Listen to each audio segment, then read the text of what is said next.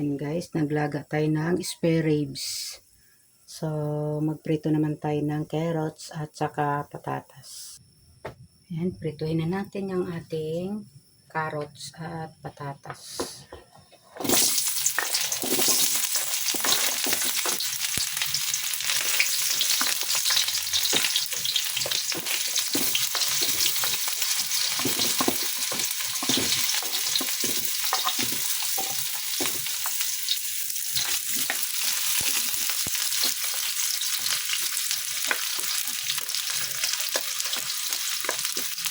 Yan, prituhin natin para mas madali siyang lutuin kapag ihintahog na natin sa ating ginisang mga ingredients para gawin natin ay caldereta. Haluin natin para magpantay ang kanyang luto.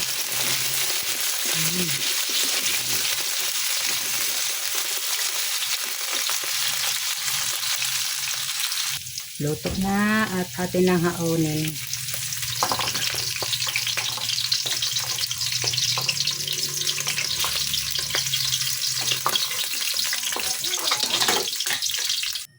Yan, isusunod naman natin yung ating ingredients. Gisahin na natin yung ating bawang.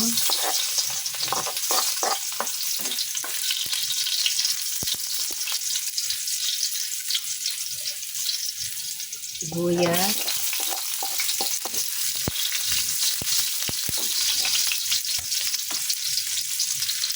At yung ating nilagang spare rib.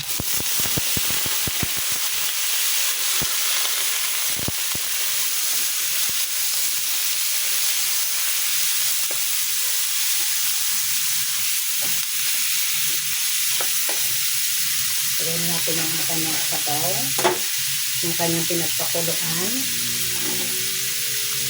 Yan.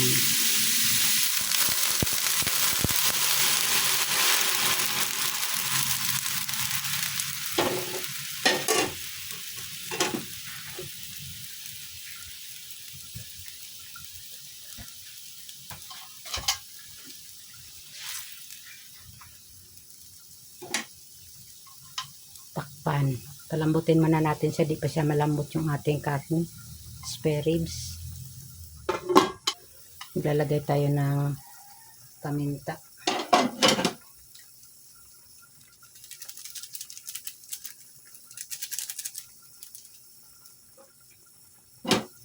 Yung ating green peas. Yan yung ating green peas. Maglalagay tayo.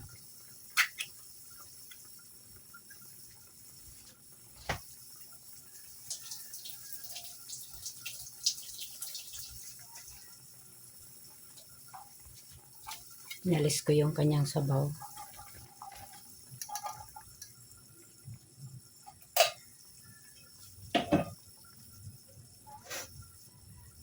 Ilagay na rin natin yung ating pinirito kayo ng carrots at patatas.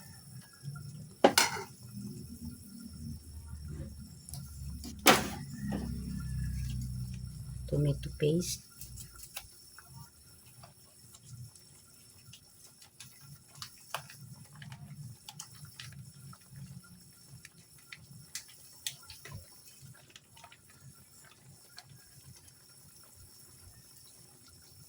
Sayang. Buti natin.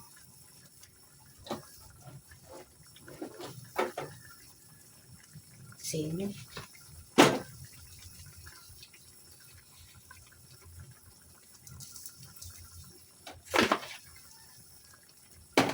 Ating pampalasa.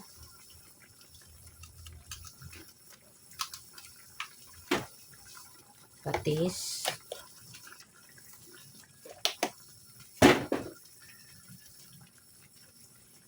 Ating rino. Sabay-sabay na natin ilagay guys yung mga ano natin.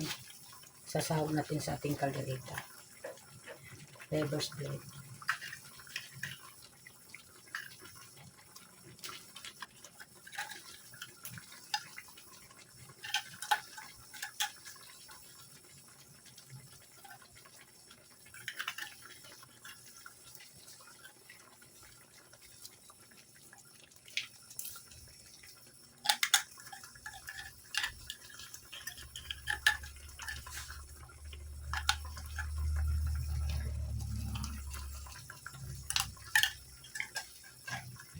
haluin.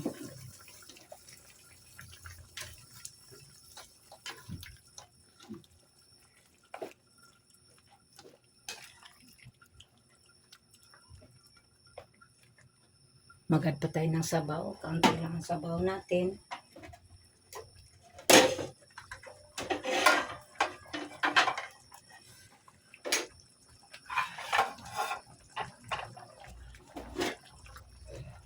Pinaglagaan ng karne natin yan, guys. Ating isinabaw. Takpan natin. So yun guys, meron pa tayong di nailagay. Muntik na natin makalimutan yung ating bell pepper.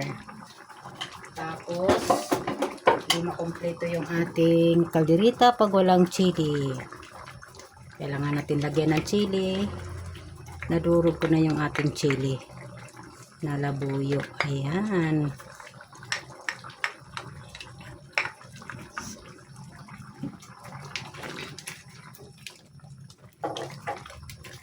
Sakto lang nag-add tayo kanina ng sabaw sa pinaglagaan ng ating spare ribs. Ayan.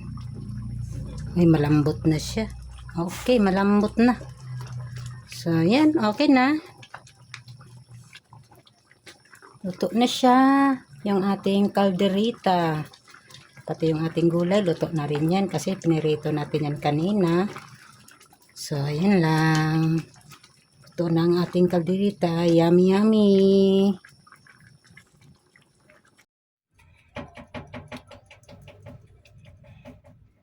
Ayan, kuha na siya ng kanyang ulam.